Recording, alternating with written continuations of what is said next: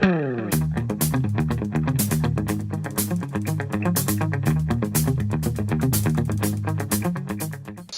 we are conducting a series of interviews in conjunction with the re-release of Aaron Pritchett's Big Wheel record, which has been remastered with some new B-sides and is also going to be having its premiere on iTunes in the end of 2008. So we're interviewing some of the key people who were involved with the making of this record. Today we are lucky and honored to have Dean Marr here.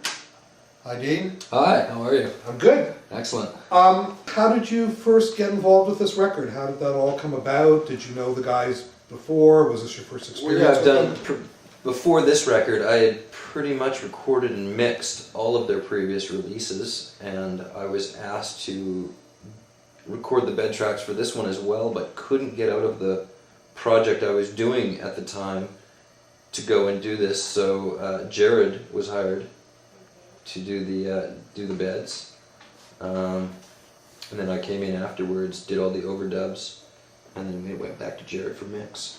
Where were you recording with them?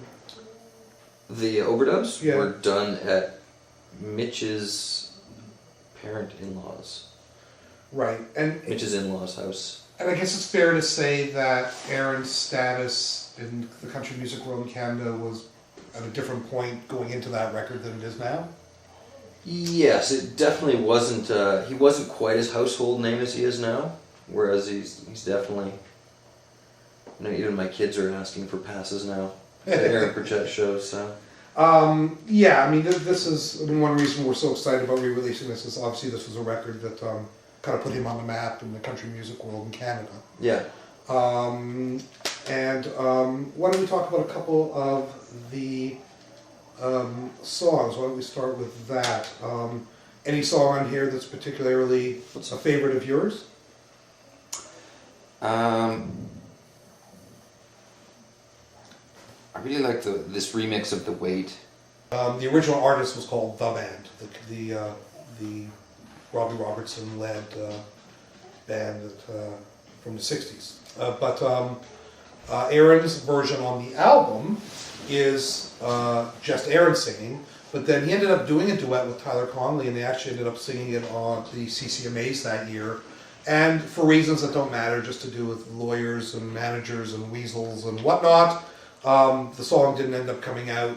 It was a single, but it ended up just being Aaron's version. It was the single without Tyler, but we're hoping that that's going to be on here as a B-side. Do you remember the sense of, like, Jesus actually seems like it's impacting with people and hearing it on the radio and... No, not really.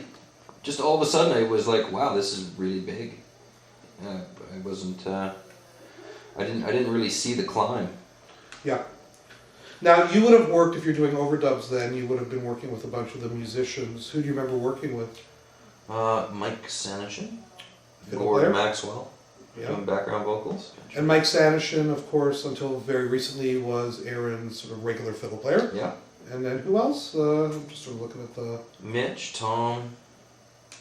Oh, McKillop. Yeah. Who was the producer as well. And did he play guitar on Yeah. a fair bit? He's a very good guitar player, Yes, isn't he he? is.